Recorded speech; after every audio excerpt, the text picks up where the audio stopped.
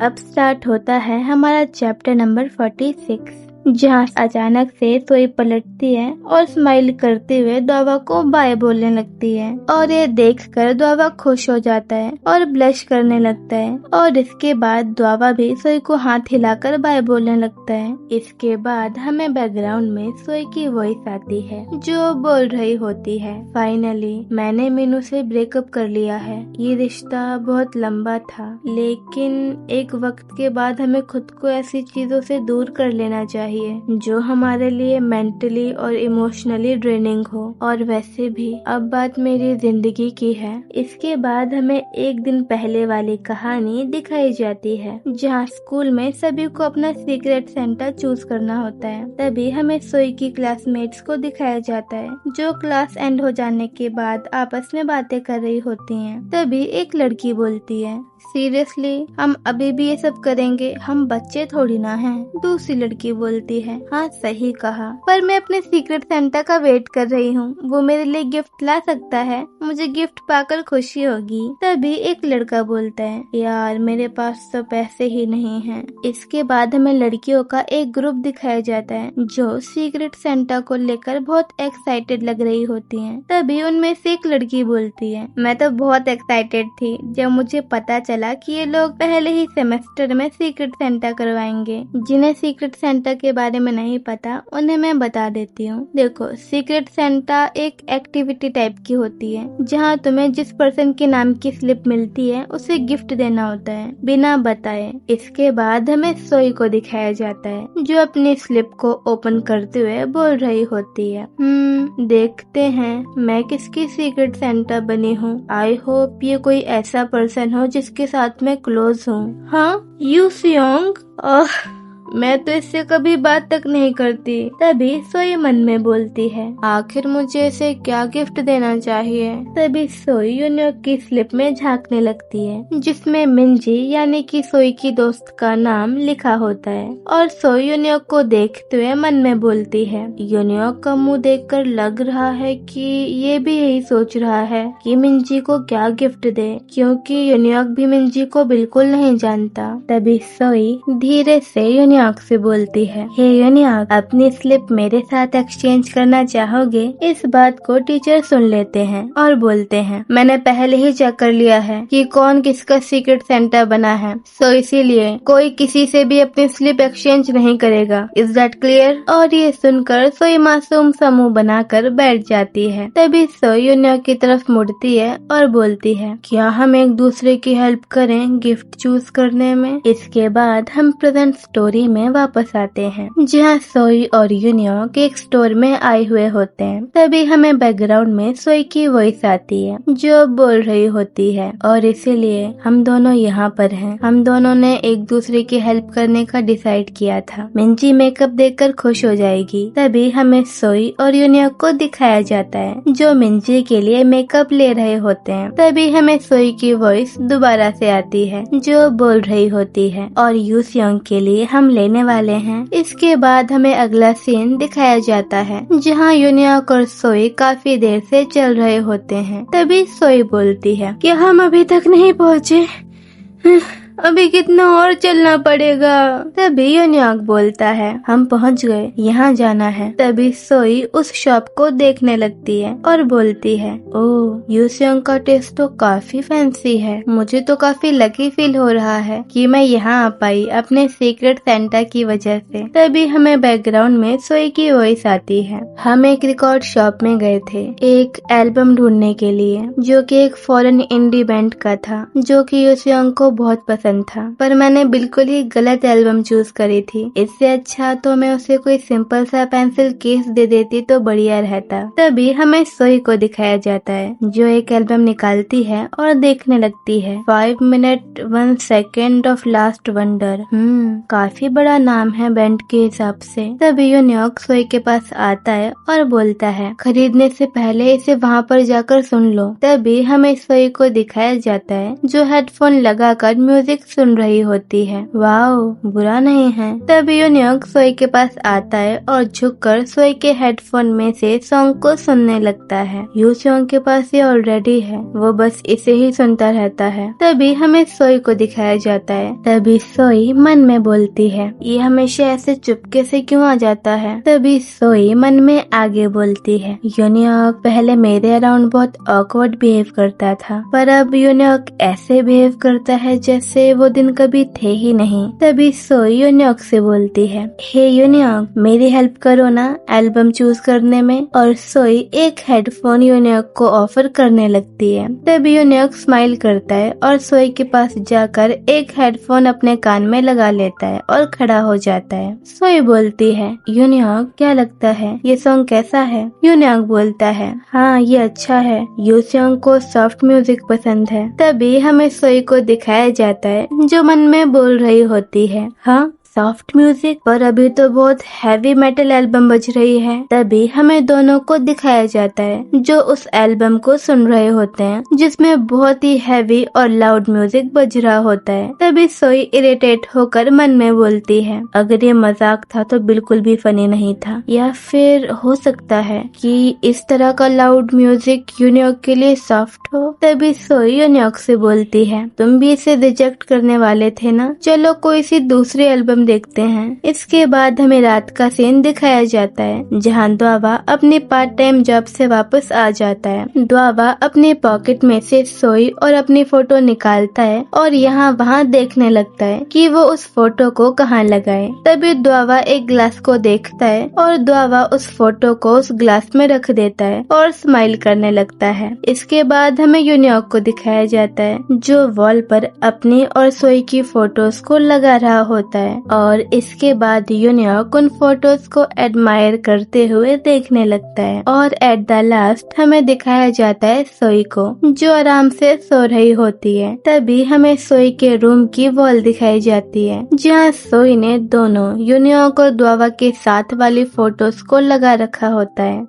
इसके बाद हमें अगले दिन का सीन दिखाया जाता है जहाँ अजिन बोल रही होती है, सर ने इस बार तो कमाल ही कर दिया। तभी मिंजी बोलती है, क्या। अजिन बोलती है, अरे मेरा मतलब सीक्रेट सेंटा से था, सब लोग बहुत एक्साइटेड लग रहे हैं देखो। इसके बाद हमें सोई की क्लास के स्टूडेंट्स को दिखाया जाता है जहाँ सभी स्टूडेंट्स बहुत एक्साइटेड होकर सीक्रेट सेंटा के बारे में ही बातें कर रहे होते हैं। तभी सोई बोलती है, हाँ शायद तुम सही हो। तभी मिंजी इरिटेट होकर बोलती है, तुम लोग मजाक कर रहे हो क्या। एक्साइटेड, मैं तो परेशान हूँ। एक तो मेरा लक भी ऐसा ही है जो मैं च्योलमिन के साथ फंस गई। मिंजी को ऐसे गुस्सा करते देख सोई और अजिन जोर जोर से हंसने लगते हैं। तभी ईसियो बोलती है, तो तुमने उसके लिए गिफ्ट ले लिया। ये सुनकर मिंजी चिढ़ जाती है और बोलती है, नहीं मैंने नहीं लिया और मैं लेने भी नहीं वाली। ओह अच्छा, हाँ मैं कुछ दिनों के लिए गायब हो जाऊंगी और मुझे थोड़ी बहुत पनिशमेंट झेलनी पड़ेगी, पर ठीक है। तभी क्लास का डोर ओपन होता है और एक लड़की बहुत ही सीरियस मोड में बोलती है, सब लोग ध्यान से सुनो,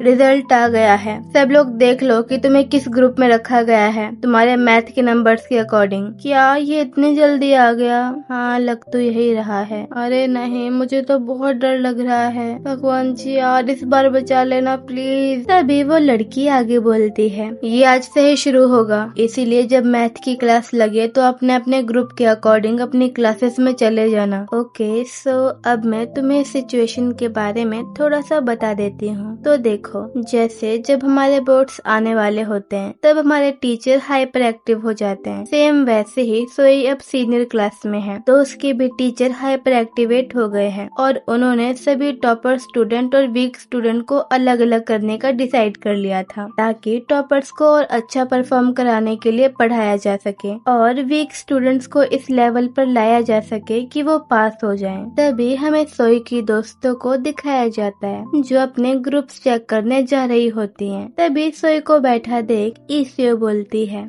सोई, क्या तुम अपना ग्रुप चेक नहीं करोगी? ना, मुझे पहले ही पता है कि मैं सबसे नीचे वाले ग्रुप में हूँ। मैंने पूरा पेपर ही तुक्का मार के किया था, मुझे एक आंसर तक नहीं आता था, तो कोई चांस ही नहीं है कि मैं टॉप ग्रुप में हो सकती हूँ। और वैसे भी मैं सोई हूँ और सोई आर्ट स्कूल जाएगी तो कोई बात नहीं, क्योंकि आर्ट स्कूल में तुम्हारे मैथ के मार्क्स नहीं देखे जाते। इसके बाद हमें बैकग्राउंड में सोई की वॉइस आती है जो बोल रही होती है, उस समय मैं सबके सामने काफी कूल बनने की एक्टिंग कर रही थी, पर असल में मुझे काफी एम्बेरस फील हो रहा था, क्योंकि चारों में बस मैं ही थी जिसे बॉटम क्लास में रखा गया था। इसके बाद हमें अगला सीन दिखाया जाता है जहाँ मिंजी बोल रही होती है, पर अजिन भी तो टॉप क्लास में है ना, और वो भी तुम्हारे साथ आर्ट स्कूल में जा रही है। ये सुनकर सोई अजीब सा मुंह बना लेती है। तभी अजिन बोलती है, ऐसा इसीलिए क्योंकि मैं हर चीज में अच्छी हूँ। तभी सोई चिढ़कर बोलती है, हाँ तो ठीक है, फिर अच्छी बात है। तभी अचानक से अनाउंसमेंट होने लगती है, इम्पोर्टेंट अनाउंसमेंट। जिस भी स्टूडेंट का नाम लिया जाएगा उसे जल्दी से जल्दी टीचर्स ऑफिस में आना है। 10th ग्रेड क्लास 7 से सियोंग चियोल किम, 10th ग्रेड क्लास 2 से इरोम ली, 10th ग्रेड क्लास 2 से सियोंगो जियोंग, 10th ग्रेड क्लास 3 से सोई सिम। हाँ क्या? 10th ग्रेड क्लास 5 से जूमिन किम, 10th ग्रेड क्लास 8 से योंगो ली, 10th ग्रेड क्लास 10 से द्वावा बेक। इसके बाद हमें अगला सीन दिखाया जाता है जहाँ सभी स्ट्रगलर स्टूडेंट्स टीचर्स ऑफिस में इकट्ठा हो जाते हैं और टीचर उन्हें डांट कर समझा रहे होते हैं, तुम सब के सब फेल हो, इसीलिए तुम सभी को बिल्कुल बेसिक से स्टार्ट करना होगा। इसके बाद हमें दोबारा से सोई की वॉइस आती है जो बोल रही होती है, हम सातों फेल थे, हमारे इतने बुरे नंबर आए थे कि हमें बॉटम क्लास में भी जगह नहीं मिली थी, हमें बॉटम क्लास से भी नीचे रखा गया था। तभी हमें टीचर की वॉइस आती है जो बोल रहे होते हैं, तुम लोगों के इतने बुरे हाल हैं कि तुम सबको दोबारा से एडिशन सब्ट्रैक्शन से शुरू करना होगा। तभी एक स्टूडेंट बोलता है, सर पर मैं तो साइंस में हूँ। इस बात पर टीचर चिढ़ जाते हैं और गुस्सा करते हुए बोलते हैं, तुम्हें अभी इसकी चिंता नहीं करनी चाहिए, ये दुनिया तुम्हें मैथ, साइंस और आर्ट्स में कैटेगराइज करके नहीं देखेगी, समझे। तभी हमें सोई और द्वावा को दिखाया जाता है जहाँ सोई टोटली एम्बेरस होकर खड़ी हुई होती है और द्वावा उसे देख रहा होता है। तभी दो लड़कियां टीचर्स ऑफिस में आती हैं और हमारी सोई और बाकी सभी स्ट्रगलर स्टूडेंट का मजाक उड़ाते हुए आपस में बातें करने लगती हैं। ये तो स्ट्रगलर ग्रुप है ना? हाँ तुमने सही कहा। ये सुनकर सोई अपना मुंह अपने बालों से छुपाने की कोशिश करने लगती है और ये देखकर द्वावा बोलता है, क्या बात है, तुम्हें शर्म आ रही है क्या? ये सुनकर सोई द्वावा को गुस्से में घूरने लगती है और बोलती है, तुम्हें शर्म नहीं आ रही? हाँ। तभी द्वावा स्माइल करते हुए बोलता है, मैं एक आइडल ट्रेनी हूँ और इसीलिए मेरे पास पढ़ाई के लिए टाइम नहीं होता। ये सुनकर सोई बोलती है, क्या? झूठ मत बोलो, तुम कोई आइडल ट्रेनी नहीं हो। तभी सोई यहाँ वहाँ देखती है और धीरे से बोलती है, पर तुमने तो कहा था तुम नहीं हो। द्वावा बोलता है, अभी ऑफिशियली मैं कोई ट्रेनी नहीं हूँ, लेकिन तभी हमें सोई को दिखाया जाता है जो मन में बोल रही होती है, मुझे पता था, इसीलिए तो ये कभी उन रूमर्स को मना भी नहीं करता था। तभी हमें टीचर्स ऑफिस में मौजूद दूसरे टीचर को दिखाया जाता है जो बोल रही होती हैं, हेलो यूनियॉक बेटा, तुम आ गए, बस एक सेकंड रुको। Okay ma'am. यूनियॉक का नाम सुनते ही सोई पलट कर यूनियॉक को देखने लगती है और सोई पाती है कि यूनियॉक भी उसे देख रहा होता है। यूनियॉक सोई और द्वावा को देखने लगता है और ये देखकर द्वावा थोड़ा एम्बेरस फील करने लगता है और वो अपना मुंह दूसरी साइड कर लेता है और मन में बोलता है, फिर से नहीं, सारा ऑरा गिर गया। तब यूनियॉक सोई को कुछ बोलने के लिए अपना हाथ आगे करता है, पर अचानक से बीच में रिम आ जाती है। तभी सोई रिम को देखते हुए मन में बोलती है, राउंड फोरहेड, परफेक्ट आईब्रोज और मॉडल जैसी नाक। लगता है रिम ने अपनी बैंग्स लंबी कर ली हैं और अब वो और ज्यादा सुंदर लग रही है। तभी रिम को देखकर एक लड़का बोलता है, वाओ रिम कितनी सुंदर है। हे रिम कैसी हो, क्या तुमने नया हेयर कट करवाया है? दूसरा लड़का बोलता है, ये तुम पर ज्यादा अच्छा लग रहा है। तभी वहाँ पर खड़ी हुई एक लड़की दोनों को चुप करवाते हुए बोलती है, नहीं उसने कोई हेयर कट नहीं करवाया है, उसने बस अपने बालों को आज अलग तरह से स्टाइल किया है। तभी सीन शिफ्ट होता है रिम पर, जो तीनों को इग्नोर करती है और यूनियक की तरफ मुड़ जाती है और यूनियक को अपनी चोट दिखाते हुए बोलती है, देखो ये जियोंग ने किया, उसने अपना पेंसिल बॉक्स फेंक कर मारा और मुझे लग गई, वो हमेशा ऐसे ही करता है। ये सुनकर यूनियक बोलता है, तुम्हें इसे अपने बैंक से कवर करना चाहिए था, तो तुमने इसका उल्टा क्यों किया? रिम बोलती है, क्योंकि मैं चाहती हूँ कि लोगों को मेरी चिंता हो, इसीलिए। तभी हमें सोई को दिखाया जाता है, जो उदास होकर रिम और यूनियक को बातें करते हुए देख रही होती है। क्या मेरे लव पॉइंट दोबारा से घट गए होंगे? और इस बात पर सोई अजीब सा मुंह बनाकर खड़ी हो जाती है। तभी हमें रिम को दिखाया जाता है, जो यूनियक से और बातें करने की कोशिश कर रही होती है। क्या लगता है मेरे बाल ऐसे ज्यादा अच्छे लग रहे हैं क्या? लेकिन यूनियक रिम की बातों पर कोई ध्यान नहीं देता और उसे इग्नोर करते हुए सोई की कॉलर को ठीक करने लगता है और ये करते हुए रिम यूनियक को देख लेती है। तभी हमें सोई को दिखाया जाता है, जो ब्लश करते हुए यूनियक को देख रही होती है। तभी यूनियक इशारा करते हुए बोलता है, तुम्हारी शर्ट। और ये देखकर सोई ब्लश करते हुए बोलती है, ऐसा लग रहा है जैसे मैं जीत गई। और सोई पूरी लाल पड़ जाती है। सोई शर्माते हुए खुद से बोलती है, ओके अब बस भी करो। तभी सीन शिफ्ट होता है और हमें रिम को दिखाया जाता है, जो मुंह बनाकर खड़ी हुई होती है और रिम के इस बिहेवियर चेंज को द्वावा देख रहा होता है। तभी सीन शिफ्ट होता है टीचर पर, जो बोल रही होती हैं, सॉरी बच्चों तुम्हें वेट करवाया, पर मैं तुम सबके लिए बहुत खुश हूँ। हमारे तीनों टॉप स्टूडेंट्स को मेरी तरफ से कॉन्ग्रेचुलेशन। और हाँ, आप सभी की स्कॉलरशिप जल्द ही आ जाएगी, तो सभी अपने पेरेंट्स को बताना मत भूलना। तभी दूसरे टीचर बोलते हैं, सभी स्ट्रगलर स्टूडेंट्स को डांटते हुए, हर थर्सडे तुम सभी की एक्स्ट्रा क्लास होगी 1 घंटे की, भूलना मत,